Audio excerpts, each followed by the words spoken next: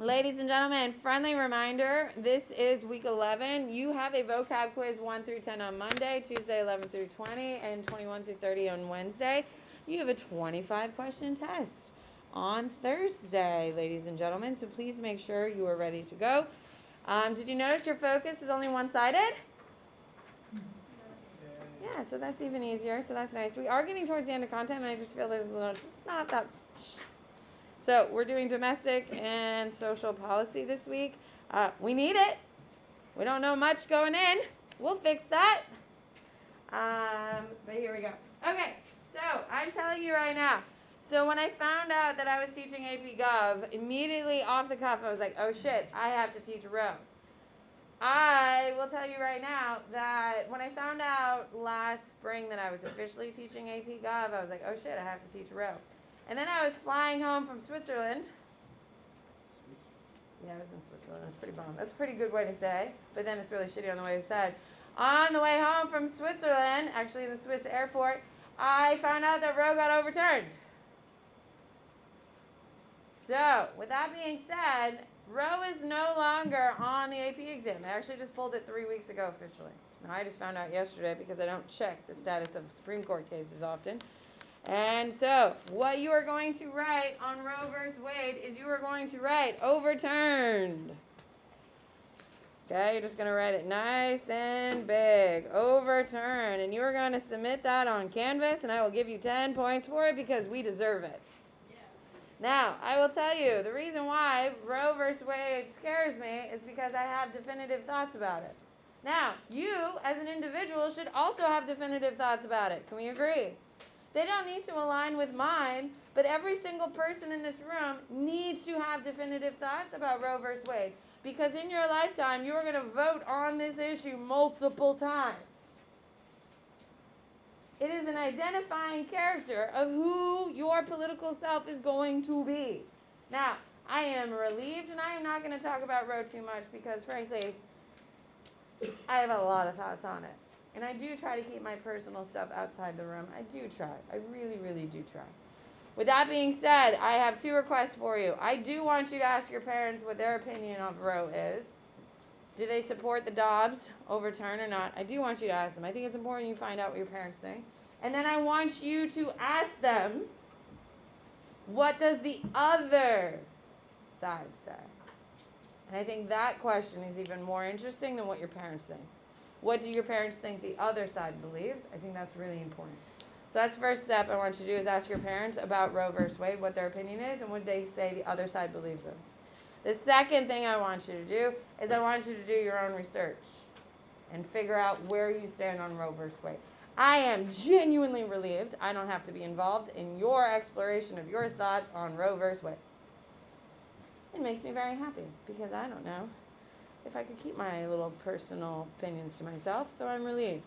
So, ask your parents, ask them what the opposite opinion of Roe has. I think that's really insightful when you ask people what the other side believes and see if they can put themselves in the other shoe. Second thing I want you to do is take ownership of this and look up the answers to what people who believe and who are against are for and come up with a decision. Ladies and gentlemen, you have to have an opinion. It's like Israel. You have to have an opinion on Israel. Do you believe it should exist, or do you think Palestine is getting screwed? You have to have an opinion. Roe versus Wade is one opinion you have to have. It got flipped by Dobbs. Now, one question I am going to ask you right now. Are you taking a test? Not yet. One thing that you should know. If they can overturn Roe, they can overturn anything. So, keep that in mind. There's both pros and cons to every single thing, correct? In the Dobbs hearing, they literally rolled out other things that are now up in the air. So read the Dobbs, go through, ask opinions, ask people what they think, ask your parents what they think, come up with a definitive opinion because it is a big deal. Okay. So all you had to do is write overturn and you got 10 points. Submit it on Canvas. Perfect. Let's do less controversial, easy, and then we'll do more controversial. So, Roe versus Wade is the most controversial of all the Supreme Court cases. You heard about it before I even said anything about it. Can we agree? Especially going into these midterms, there's not a shot in hell you didn't know Roe versus Wade was about abortion. Okay? Now, this second most controversial Supreme Court case that we study here is going to be Citizens United versus Federal, or the FEC. Okay, so we'll do that second. We'll do Yoder first. And if we're saying Yoder, what does it have to be about? Who has the name Yoder? What group of people? Caesar. Amish people. Ladies and gentlemen, when you see the word Yoder, you're like, oh, Amish people. Because it's Amish people. What do we know about Amish people? Does anyone know with a hand? What do you got, Brooklyn? They ride buggies, and the buggies are attached to horses. By saying buggies, don't we know they're attached to horses? Yeah. I don't know Right? if that's okay, No. Yeah, they ride horses. They have, they don't drive cars. What else you got, Desmond? Yeah, they try to avoid electricity completely. And why do they avoid electricity completely? Does anyone know the founding? Now, I am not an Amish expert. And first of all, we are not here to talk about their relationship preferences either. So before you get down that rabbit hole, I'm not here to discuss the marriage components of the Amish. What are some things we do know about the Amish? It's a religion, yes. Okay, it's a sect of Christianity. Does anyone know the foundations of it? No one has any idea? We've just been living with these people who call themselves on it. Raise your hand if you've ever seen an Amish person. Okay. You go to where? Oh, okay. Jersey makes sense. New Jersey, there's a bunch of Amish people. Most Amish are going to live in Pennsylvania. There's a bunch of colonies. They call them colonies.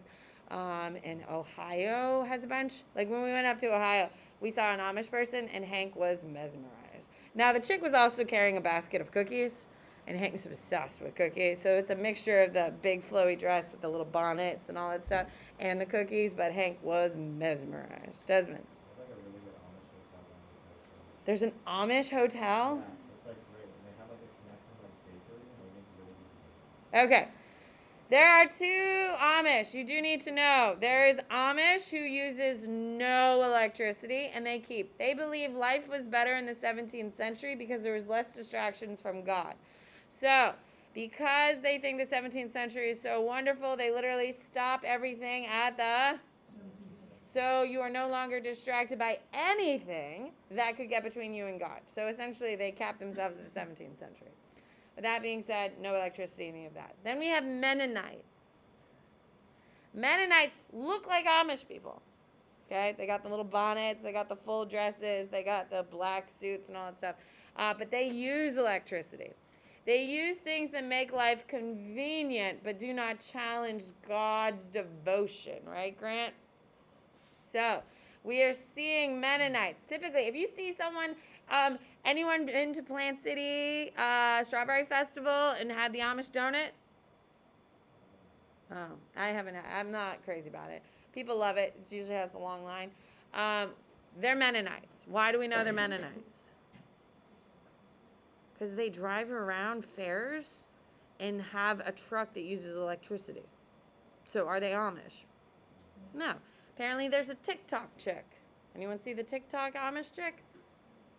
Oh, this has been quite the... Of course, 8th period, you have no opinions. You have no experiences. You have nothing to say in your life. So annoying. Anyway, apparently there's a chick on TikTok who apparently hides her cell phone. How does she get the cell phone? Where does she plug it in, right? If she's really Amish. She says she's not Mennonite. She says she's really Amish. But how does she get all this stuff? And she has like 3 million followers. Because all of you, my other classes actually have personalities who talk to me, and that's what they say. They report back to me. Not because I am not on TikTok. So do not go scrolling looking for Samantha Bennett. She is not on TikTok. What? No. I have a life. Thank you. Amish. So Wisconsin versus Yoder. You need to know this is Amish. You need to know individual rights. That is what this case is all about. So, when we talk about individual rights. So, Jonas Yoder and Wallace Miller, both members of the Old Order Amish religion, and Aidan Utsi, a member of the conservative Amish Mennonite Church, were prosecuted under the Wisconsin law that required all children to attend public schools until the age of 16. 3 parents refused to send their children to such schools after the 8th grade, arguing that high school attendance was contrary to their religious beliefs. Okay? So, it is about what stands higher, religion or compulsory education. Who do you think wins? Amish is going to win. So, what is the impact of the case? I told you it's an easy one. It's about protecting individual rights and finding balance between rights and social order. Okay, so some courses have gone for, some cases have gone to protect individual rights. What's the court case about Chicago and their guns? What is it, Nick? McDonald, yes, the McDonald versus Chicago is all about individual rights. He got the individual rights over the societal protections. This case is going to go individual rights as well. So, what is the constitutional principle? Yoder argued that Wisconsin's compulsory education violated First Amendment of free exercise of religion. I'm going to write WI as Wisconsin. Argued they had the right to intervene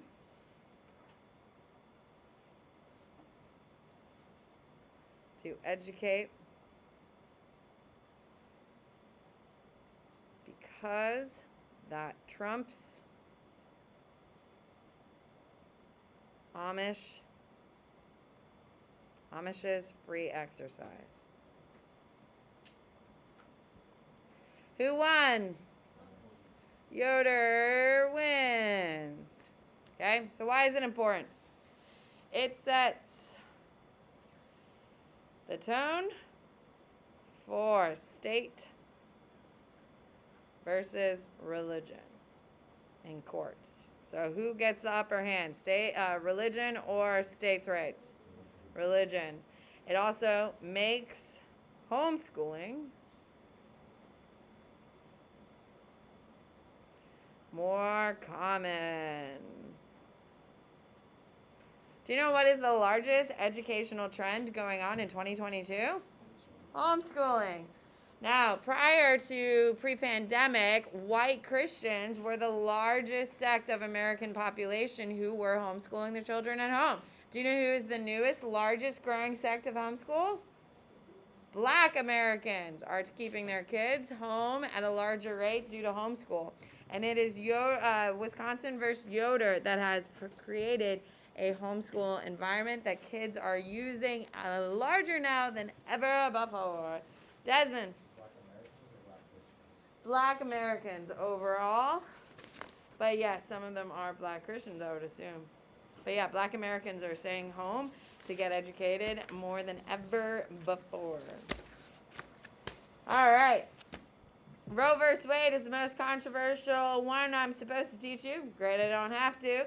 This is the second most controversial Supreme Court case. Now, I would like it noted, this is happening in 2010. So is this a new thing or an old thing? It's new. It's new. Now, why is this controversial, David? It is because it is dealing with campaign finance laws.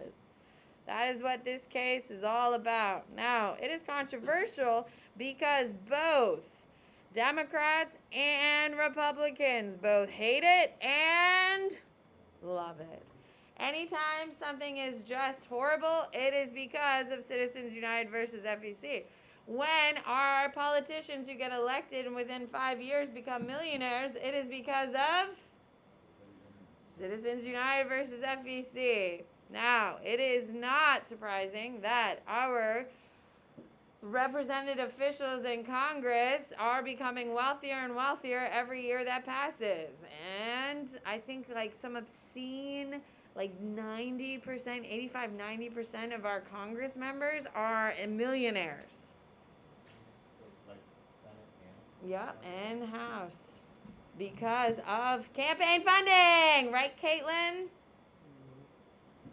And I'm going to tell you exactly why. Now, this is on both sides. This isn't a Republican problem. This isn't a Democrat problem. This is an everybody problem.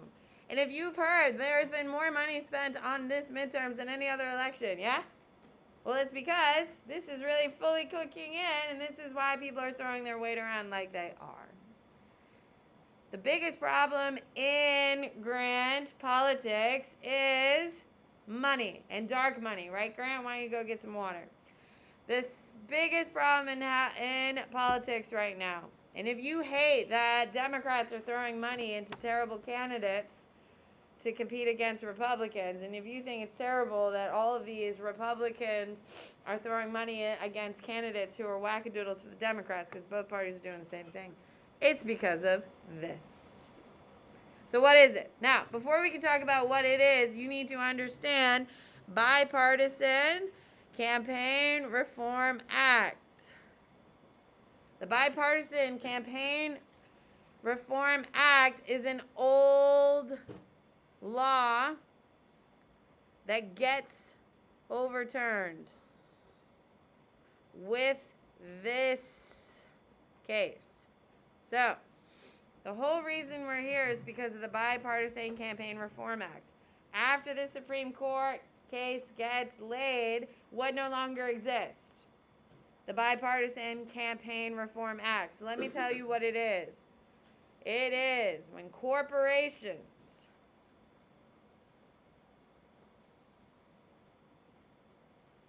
cannot engage in electioneering, communications,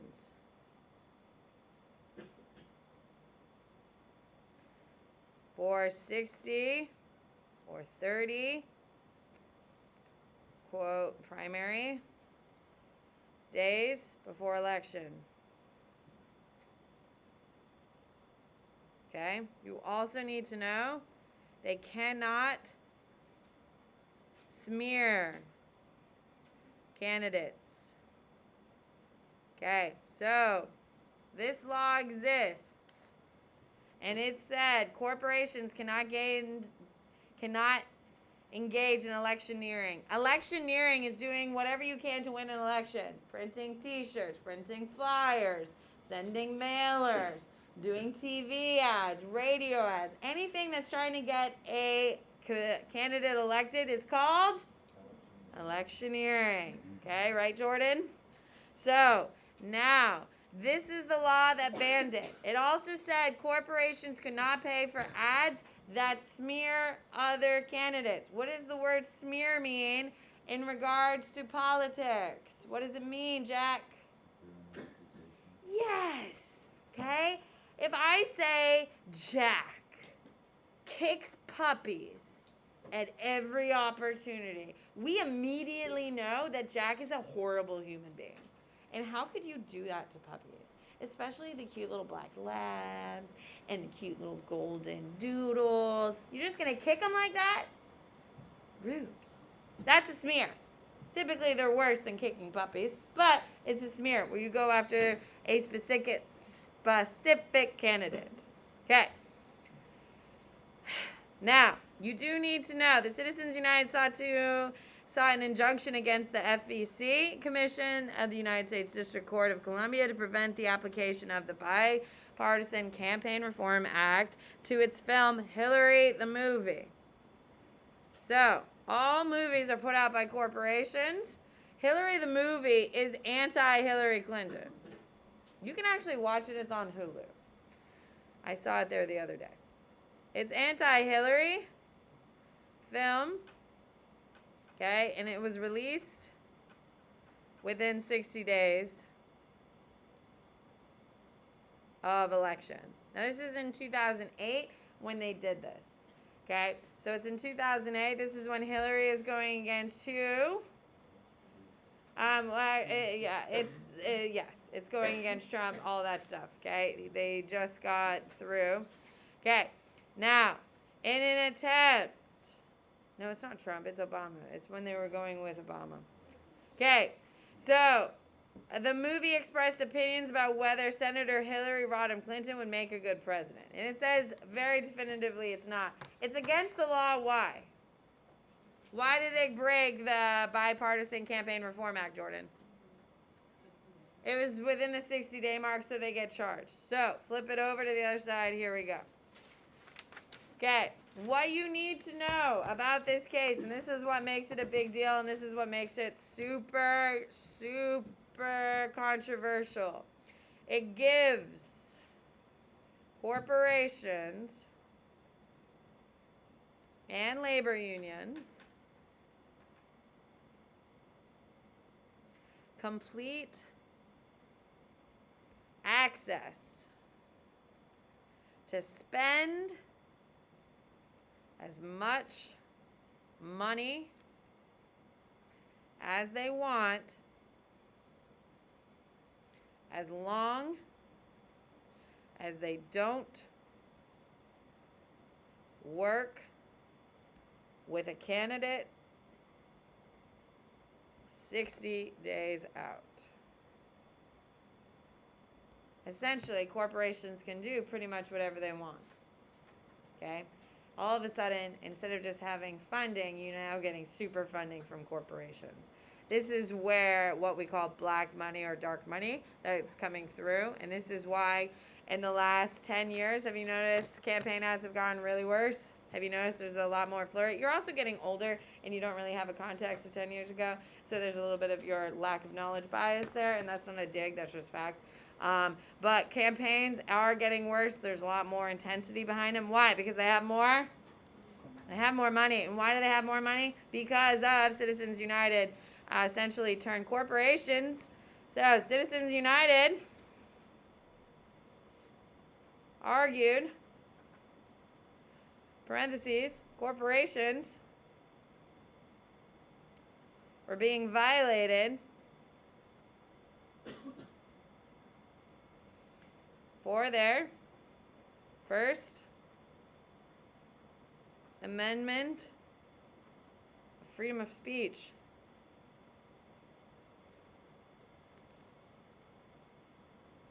Corporations have been protected by the SCOTUS. What does SCOTUS? SCOTUS stand for? Supreme Court of the United States. You have to know that abbreviation.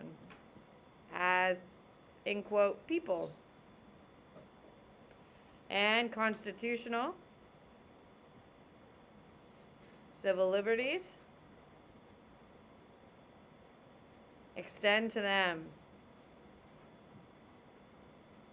Okay, so Citizens United made corporations people. So they have rights.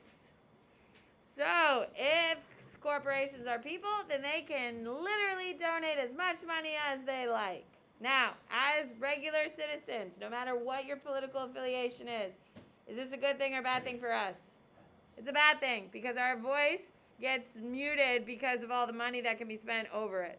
Okay? Democrats have hated this ruling 1,000 times. Republicans have hated this ruling 1,000 times. However, what has made Democratic candidates really, really wealthy? Citizens United. What has made Republicans incredibly wealthy? This as well. So it's a double-edged sword. The politicians love it and die by it. And that is the big problem with it. But that's for them. For us, is it a good thing for regular people? No. We, the people, have lost a ton of power of fundraising because of this ruling. That's when we started this whole movement of grassroots political funding. That's when really is the only change because we can't compete. You and I can't compete against a corporation. Who's going to win? You or Walmart? Walmart's going to win. They're going to outspend you at that like 100 million to 1. With that being said, this is a huge problem with politics. And everyone says they got to overturn it. We got to figure something out. But is it going to change anytime soon? Probably not. It's a 5-4 in favor of Citizens United. So, is it a clear victory? No, it's a close call, but Citizens United wins. Believed that political advertisements and communications